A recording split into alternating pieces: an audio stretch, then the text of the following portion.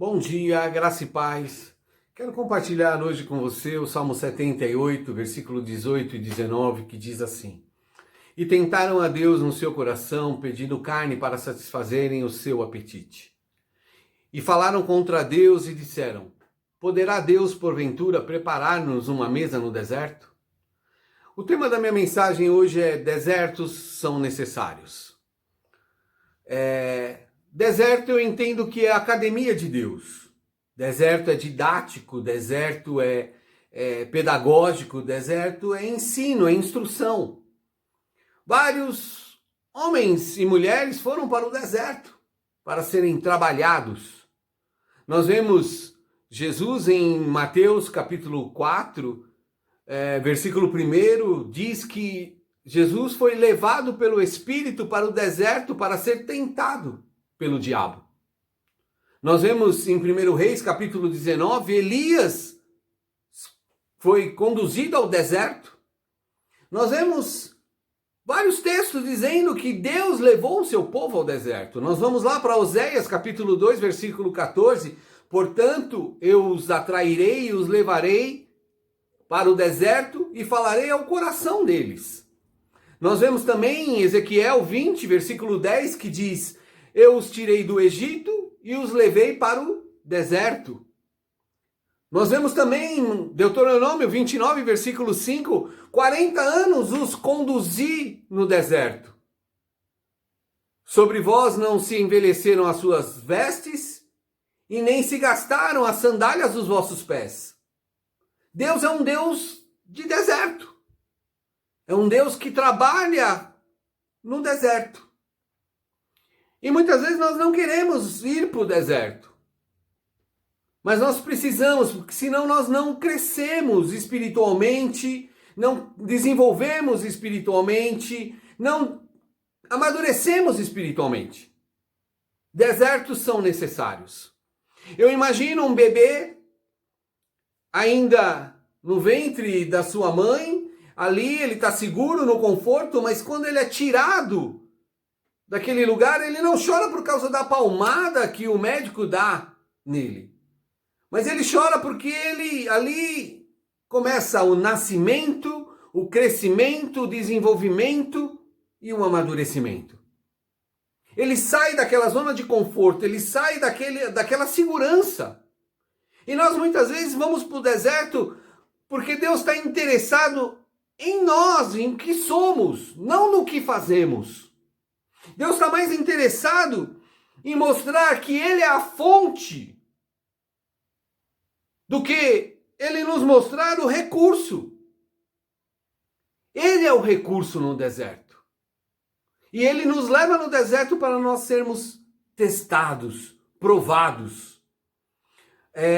Eu vejo que a Bíblia fala que havia um grupo que queria fazer, mas Deus está preocupado em sermos antes de fazermos. Mateus 7, 22 e 23 diz assim: Muitos me dirão naquele dia: Senhor, Senhor, não profetizamos nós em teu nome? E em teu nome não expulsamos demônios? E em teu nome não fizemos muitas maravilhas?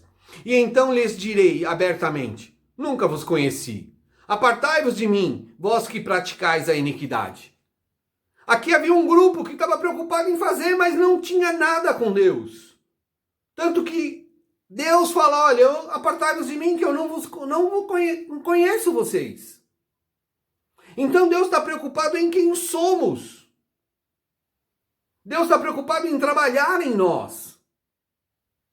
E por isso que somos levados para o deserto. E lá Ele prepara uma mesa. Uma mesa me faz lembrar de uma tia Isaura, tia Lala.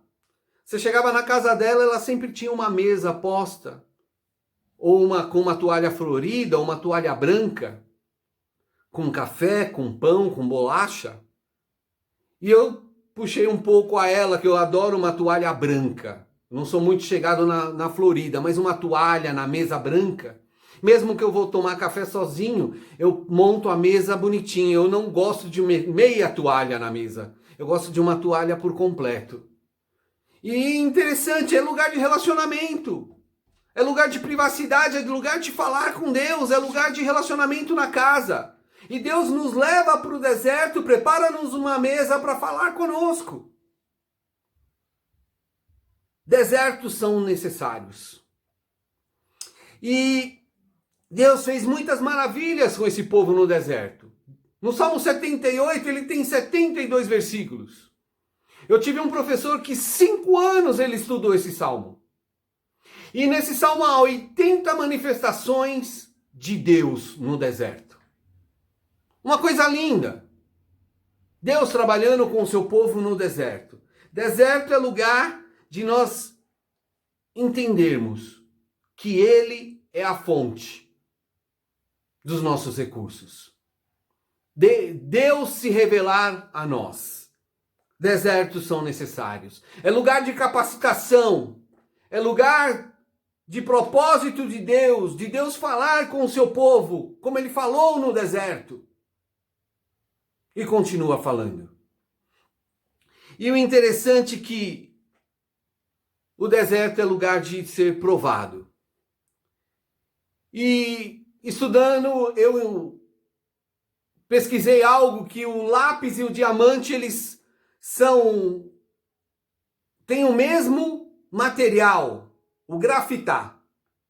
É o mesmo material que é feito o lápis, é feito o diamante. Só que é interessante que o lápis ele recebe pouca pressão, ele é pouco testado, pouca pressão, pouco provado. Então ele quebra fácil, ele é fácil de se destruir. Já o diamante ele é muito pressionado, ele é muito testado 10 vezes mais que o lápis.